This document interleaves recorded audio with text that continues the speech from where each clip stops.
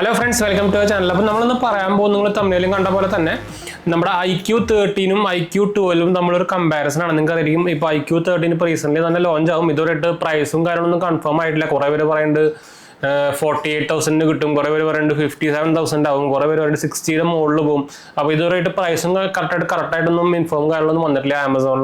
ആമസോണാണ് list ആവാൻ പോകുന്നത്, പക്ഷേ ആമസോണിലും പ്രൈസൊന്നും കാണിച്ചു തുടങ്ങിയിട്ടില്ല കേട്ടോ. അപ്പോൾ അത് വേരിങ് ആയിരിക്കും. എനിക്ക് തോന്നുന്നത് എന്തായാലും ഒരു 55 ഇടയിൽ വരാൻ ചാൻസ് ഉണ്ട്. എന്താ വെച്ചാൽ ഓൾറെഡി iQ12 തന്നെ 50 രൂപയുണ്ട്. അപ്പോൾ അതിനെക്കാട്ടും കുറഞ്ഞിട്ട് എന്തായാലും ഒരു ലിസ്റ്റ് ചെയ്യാനുള്ള ചാൻസ് ഭയങ്കര കുറവാണ്. ഇനി ചിലപ്പോൾ എന്താ പറയുക, പ്രീ ബുക്കിംഗ് ചെയ്യാനോ അല്ലെങ്കിൽ എന്താ പറയുക പ്രൊമോഷണൽ ഓഫറായിട്ട് ആദ്യത്തെ ദിവസം വാങ്ങിക്കുക, അങ്ങനത്തെ ഓഫറിനായിട്ട് ചിലപ്പോൾ 50,000 രൂപയ്ക്ക് കിട്ടിയ ഭാഗ്യം എന്ന് നമുക്ക് പറയാനുള്ളൂ. അപ്പോൾ എന്തായാലും 50,000 അല്ലെങ്കിൽ 50,000 താഴെ ആണെങ്കിൽ നമുക്ക് എന്തായാലും ബെസ്റ്റ് ബൈ എന്ന് പറയുന്ന iQ13 തന്നെയാണല്ലോ. അപ്പോൾ എന്താ വെച്ചാൽ ലേറ്റസ്റ്റ് ഡിവൈസ് ആണ്. അപ്പോൾ എന്തായാലും ജസ്റ്റ് നമുക്കൊന്ന് കമ്പാരിസൺ ചെയ്ത് നോക്കാം. എന്താ വെച്ചാൽ പ്രൈസ് ഡിഫറൻസ് എന്തായാലും വരാൻ ചാൻസ് കൂടുതലാണ്. അപ്പോൾ എന്തൊക്കെയാണ് ആക്ച്വലി iPhone 13 ഒരു അപ്ഗ്രേഡ് വന്നിരിക്കുന്നത്, iPhone 12 തന്നെ iQ13 iQ12 നമ്മളുടെ ഒരു അപ്ഗ്രേഡ് നോക്കി നോക്കാം. നമുക്ക് അപ്ഗ്രേഡ് ആണോ അതോ ഡൗൺഗ്രേഡ് ആണോ നോക്കി നോക്കാം. അപ്പോൾ ആദ്യം തന്നെ നിങ്ങൾക്ക് അറിയിക്കും നമ്മുടെ സ്ക്രീൻ ചെറുതായിട്ടൊന്ന് എന്താ വലുതാക്കിയിട്ടുണ്ട്. iQ13 6.82 ആണ്, മറ്റേ നമുക്ക് 6.78 ഉണ്ടായിരുന്നുള്ളൂ. പിന്നെ മെയിനായിട്ട് വന്നേക്കുന്നത് നമ്മുടെ ഡിസ്പ്ലേയിൽ റെസൊല്യൂഷൻ കൂടിയിട്ടുണ്ട്. മറ്റേ 1080p ഫുൾ HD പ്ലസ് ആയിരുന്നു. ഇതിൽ നമുക്ക് അതിന് ഇമ്പ്രൂവ് ചെയ്തിട്ടുണ്ട്. 140 Hz LTPO ഡിസ്പ്ലേ തന്നെയാണ് കേട്ടോ, AMOLED ഡിസ്പ്ലേ തന്നെയാണ്. അതുപോലെ തന്നെ നമുക്ക് ഇനി പിന്നെ മെയിൻ സംഭവം വന്നേക്കുന്നത് നമ്മുടെ പ്രോസസ്സറാണ്. സ്നാപ്ഡ്രാഗൺ 8 Elite ആണ് നമുക്ക് 13 വന്നേക്കുന്നത്. മറ്റേത് നമുക്ക് 8 Gen 3 ആണ്. നിങ്ങൾ ഓൾറെഡി അതിൻ്റെ ഗീഗ് ബെഞ്ചും സംഭവങ്ങളൊക്കെ കണ്ടിട്ടുണ്ടായിരിക്കും. നല്ല ഇമ്പ്രൂവ്മെൻറ്റ് വന്നിട്ടുണ്ട് പ്രോസസ്സറിൽ. പിന്നെ വന്നേക്കുന്ന ചേഞ്ചസ് എന്ന് പറയുന്നത് നമ്മുടെ ക്യാമറ ഡിപ്പാർട്ട്മെൻറ്റിൽ ചെറിയൊരു സെൻസർ ചേഞ്ചസുകൾ വന്നിട്ടുണ്ട്. നമ്മുടെ iQ13 50 എന്ന് പറഞ്ഞാൽ 50 മെഗാപിക്സലിലെ സെൻസറാണ് വന്നേക്കുന്നത്. iQ12 ആകുമ്പോൾ നമുക്ക് 50, 64, 50 ആയിരുന്നു.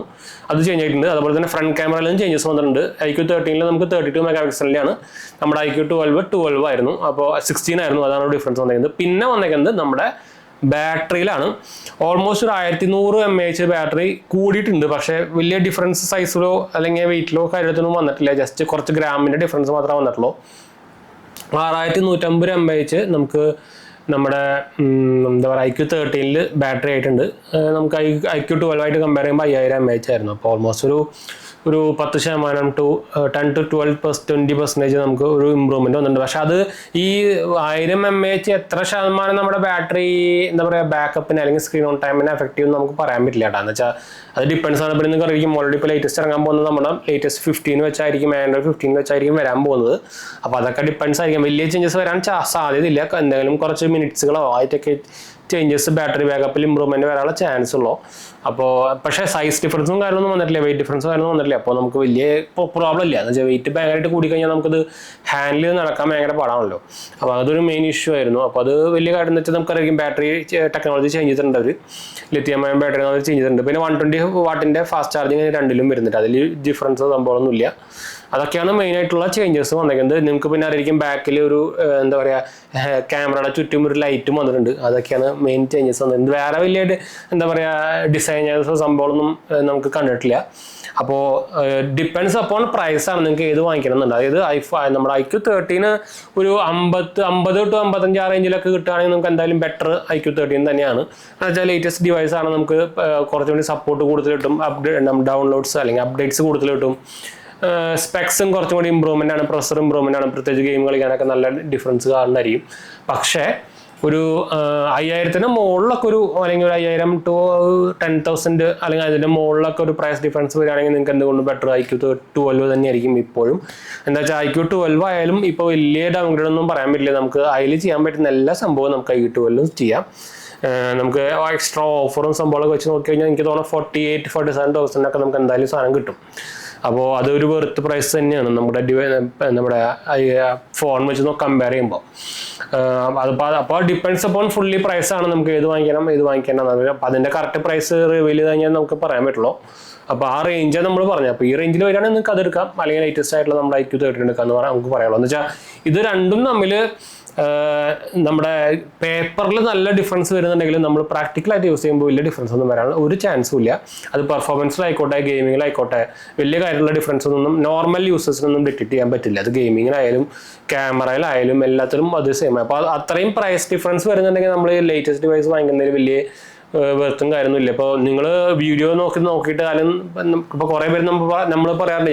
എനിക്ക് ആക്ച്വലി ഐഫോൺ വലിയ ഇൻട്രസ്റ്റ് ഇല്ല എന്ന് വെച്ചാൽ നിറച്ച് ബഗ്ഗും സംഭവമൊക്കെയാണ്. അപ്പോൾ ഞാൻ ഇടയ്ക്കൊക്കെ നമ്മൾ ഇതിൻ്റെ പച്ചക്കായിട്ടുള്ള റിവ്യൂ പറയാറുണ്ട്. അപ്പോൾ കുറേ പേര് ഐഫോൺ ഫാൻസുകളാണെന്നുകൊണ്ട് നമുക്ക് ഐഫോണിന് കുറ്റം പറഞ്ഞിട്ട് ഐഫോണാണ് ഉപയോഗിക്കുന്നത്. നമുക്ക് വീഡിയോ എടുക്കണം, അതുകൊണ്ടാണ് നമ്മൾ എല്ലാ ബ്രാൻഡും ഉപയോഗിക്കുന്നുണ്ട്. അപ്പോൾ ഐഫോൺ മാത്രമല്ല, നിങ്ങൾ വീഡിയോ ക്രിയേറ്റേഴ്സിൻ്റെ കയ്യിൽ ഐഫോൺ എടുക്കുന്നുണ്ടെന്ന് പറഞ്ഞിട്ട് അത് കണ്ടിട്ട് ഇതിൻ്റെ ഒരു തീരുമാനം എടുക്കരുത്. നിങ്ങൾ ഇപ്പോൾ ഒരു നോർമൽ ഒരു യൂസർ ആണെങ്കിൽ നിങ്ങൾ നോർമലി മാക്സിമം പോയി കഴിഞ്ഞാൽ നിങ്ങൾ 2 ഫോൺ ഉപയോഗിക്കുന്നുണ്ടായിരിക്കും. അതായത് ഒരു പ്രൈമറിയും അല്ലെങ്കിൽ ഒരു സെക്കൻഡറി ഉണ്ടായിരിക്കും. അപ്പോൾ അത് നിങ്ങളുടെ യൂസേജ് അനുസരിച്ച് അല്ലെങ്കിൽ കംപ്ലൈൻറ്റ് ഇല്ലാത്തതോ അല്ലെങ്കിൽ ബഗ് ഇല്ലാത്തതൊക്കെ അല്ലെങ്കിൽ എന്താ പറയുക യൂസർ ഫ്രണ്ട്ലി ആയിട്ടുള്ള ഫോണുകൾ അതനുസരിച്ചിട്ടാണ് നിങ്ങൾ ഫോൺ എടുക്കുക. നമുക്കിപ്പോൾ ഇതിൻ്റെ എല്ലാ കുറിച്ചും വീഡിയോ നമുക്ക് അപ്ഡേറ്റ് നമുക്ക് നമ്മുടെ കയ്യിൽ എന്തായാലും എൻ്റെ ഒരു iOS എന്തായാലും ഒരു സാധനം ഉണ്ടായിരിക്കും.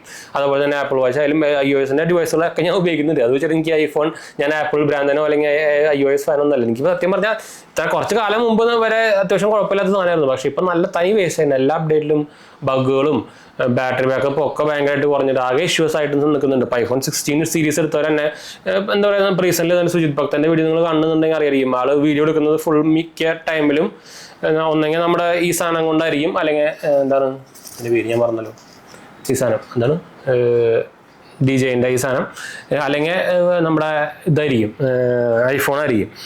അതിൽ തന്നെ ആൾക്ക് ഇഷ്ടം പോലെ ഇഷ്യൂസ് ഫേസ്. അതും പ്രോ മാക്സ് സീരീസിലും പ്രോനൊക്കെ ഇഷ്ടം പോലെ കംപ്ലയിൻറ്റ്സ് വന്നിട്ടുണ്ട് അപ്ഡേറ്റിന് ശേഷം.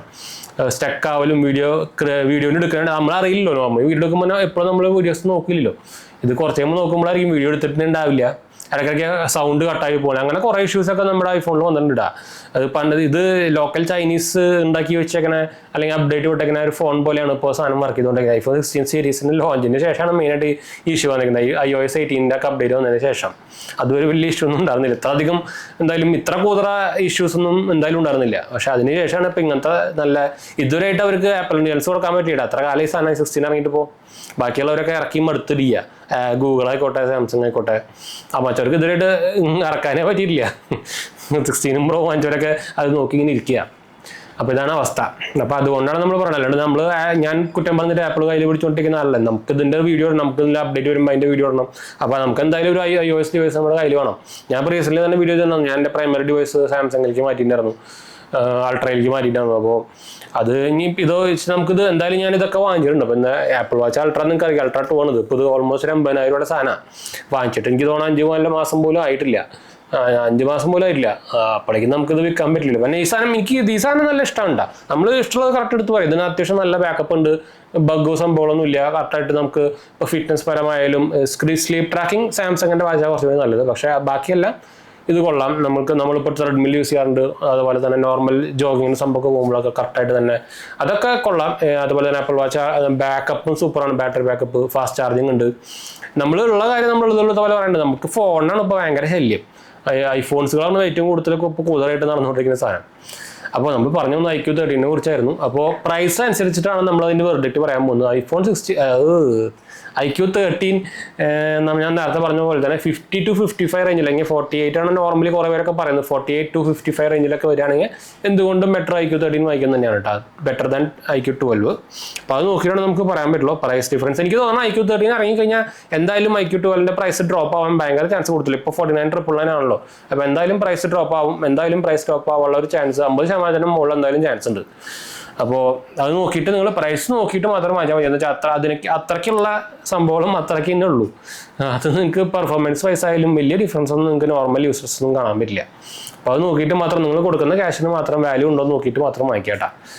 അപ്പോൾ എന്നാലും നമുക്ക് വൈൻഡപ്പ് ചെയ്യാൻ നമ്മുടെ 2 ചാനൽസ് മാത്രം പോയി കണ്ടുപോകുക, സബ്സ്ക്രൈബ് ചെയ്യുക, സപ്പോർട്ട് ചെയ്യുക, ഫ്രണ്ട്സിലേക്ക് കമ്പനിക്ക് ഒന്ന് ഷെയർ ചെയ്യുക. എന്തെങ്കിലും സംശയങ്ങളുണ്ടെങ്കിൽ കമൻറ്റ് ചെയ്താൽ മതി. നമ്മളെല്ലാ കമൻറ്റ് പോകുന്നതാണ്. അടുത്ത വീഡിയോ കാണാം. ബൈ. നമ്മൾ ഇൻസ്റ്റാഗ്രാം പേജും ടെലിഗ്രാം ചാനൽ അവൈലബിൾ ആണ്. നിങ്ങൾക്ക് അതിൽ വേണമെങ്കിൽ കോൺടാക്ട് ചെയ്യാം. പേജ് ഫോളോ അടിച്ചാൽ മതി.